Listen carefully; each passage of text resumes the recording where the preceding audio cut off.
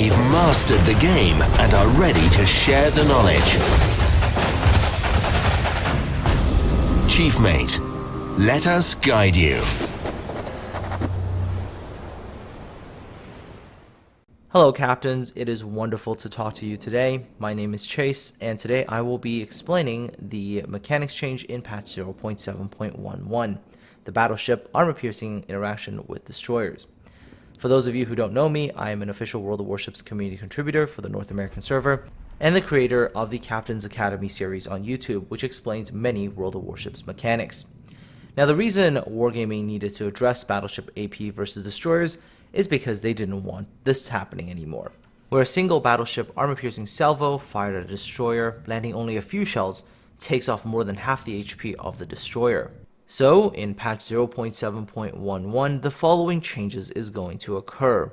Ships with gun calibers of 280mm and above will be able to do no more than 10% of their maximum AP shell damage against destroyers. This is basically the same as overpen damage in the game right now. There are two exceptions for the destroyers, however.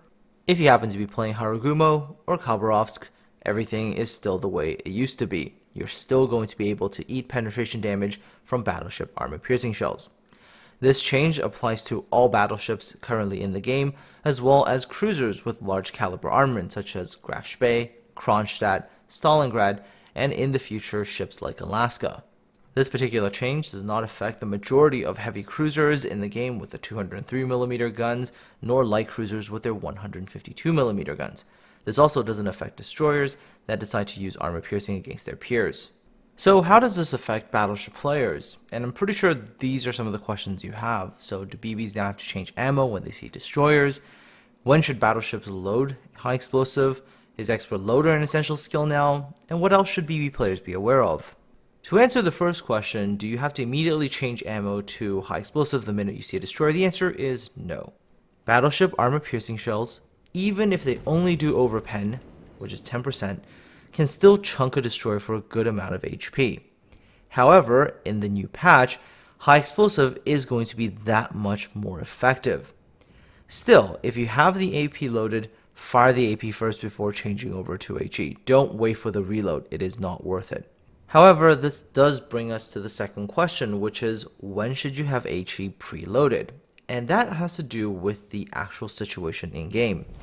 Assume you know that there's a destroyer hiding around the island. Well, obviously load HE before you go around that island.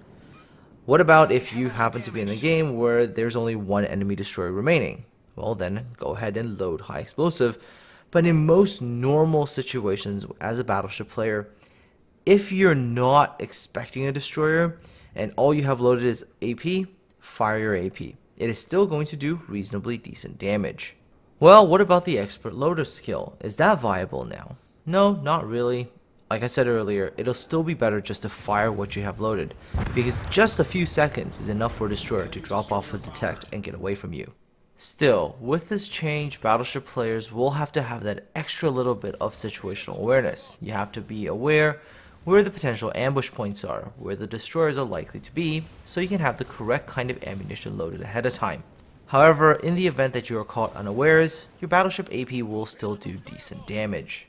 So how does this affect destroyer players? Well, in only positive ways, because this stops happening. 1. Random long-range BB AP salvo taking away half your HP won't happen anymore. In addition, predictability significantly improves for destroyer players. Now they can more accurately predict the amount of damage that they are likely to take from a battleship. This allows them to calculate if certain risky plays is going to be viable or not. Because they can say, hey, look, this amount of HP I have, that's what the battleship can do. Alright, let's do it. This means that things like rushing battleship, especially at lower tiers, can be viable, although it still has to be executed properly.